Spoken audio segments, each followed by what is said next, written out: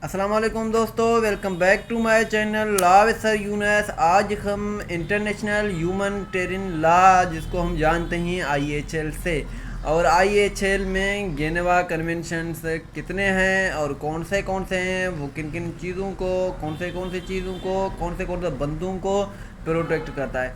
सबसे पहले ये जानना भी ज़रूरी है कि जेनेवा कन्वेंशन या कन्वेंशन जो ये हैं वो उस वक्त इन्फोर्समेंट में आते हैं जब कोई वार या कॉन्फ्लिक्ट होता है। जैसे हम जानते हैं कि IHL international humanitarian law enforcement तब आती है जब कोई वार हो जाता है या कोई जंग बंदी हो जाती है या किन कंट्रीज़ के बीच में, किन ममालिक के बीच में कोई झगड़ा हो जाता है, तो उनमें में ये 4 जेनेवा कन्वेंशन जो कि प्रोटेक्ट करते हैं किन किन को। जिसमें मैं सबसे पहले जेनेवा कन्वेंशन आ जाता है, GC में लिखा है, जो कि इंडिकेट करता है जेनेवा कन्वेंशन।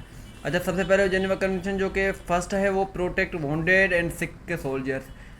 अब ये किन को प्रोटेक्ट करता है, जैसे कि हमें सिंपली बता रहा है कि ये प्रोटेक्ट करता है वॉन्डेड और सोल्जर्स जो कि बीमार हो जाते हैं या इंजर्ड हो जाते हैं।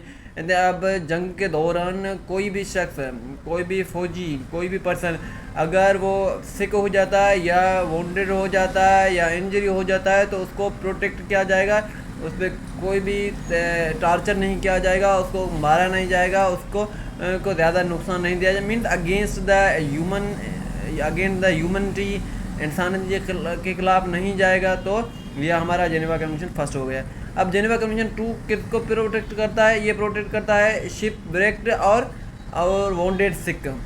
अब जो कि सिपाही समुद्री इलाकों में झगड़े करते हैं या वहाँ पे अगर कोई पकड़ा जाता है, जैसे कि पाकिस्तानी या इंडियन समुद्री रास्तों से एक दूसरे के एरियाज़ में इंटर हो जाते हैं, तो उनको पकड़ा जाता है और उन पर पॉइजनिंग चेक किया जाता है और उनके जो भी फसलों के दवाएं बनाई जाती हैं वो चेक किए जाते हैं। तो इन चीज़ों को रोकने के लिए जेनेवा का कन्वेंशन 2 जो कि उनको रोकता है। अब जेनेवा कन्वेंशन 3 जो कि प्रोटेक्ट करता है प्रेजेंट्स ऑफ वार। अब हमें पता है कि वार में फ़ौजी लड़ते हैं, और अगर फ़ौजी भी कोई कैदी बन जाता है, लड़ते लड़ते पकड़ा जाता है, अगर पकड़ा जाता है और सामने वाले या अगेंस्ट पार्टी जो भी होती है, अगेंस्ट जो भी ममालिक होते हैं, वो उनको गिरफ़्तार कर लेते हैं, तो इसका मतलब ये नहीं कि उन पे टार्चर करे, उन पे पॉइजनिंग चेक करे या कोई ऐसा एक्ट करे जो कि इंसान के ख़िलाफ़ हो या अगेंस्ट इंसानियत हो। तो जेनेवा कन्वेंशन 3 जो कि प्रोटेक्ट करता है प्रेजेंट्स ऑफ वार, POWS। ठीक है।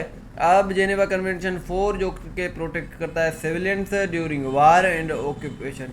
अब सिविलियन वार के दौरान सिविलियन की जो भी होते हैं, कारोबार होते हैं, प्रोफेशन होते हैं, और उसके साथ ही साथ ख़ुद भी महफूज नहीं होते हैं। तो जेनेवा कन्वेंशन 4 जो कि प्रोटेक्ट करता है कि सिविलियन के ड्यूरिंग वार सिविलियन को कोई भी नुकसान नहीं होना चाहिए, उनकी कोई भी डिस्ट्रक्शन नहीं होनी चाहिए। हाँ, अगर हमला करना चाहते हैं कोई भी ममालिक दूसरे ममालिक पे, तो उनको ये ख्याल रखना होगा कि सिविलियन को कोई ख़ास नुकसान ना हो, कोई भी उनका ख़ास डिस्ट्रक्शन ना हो।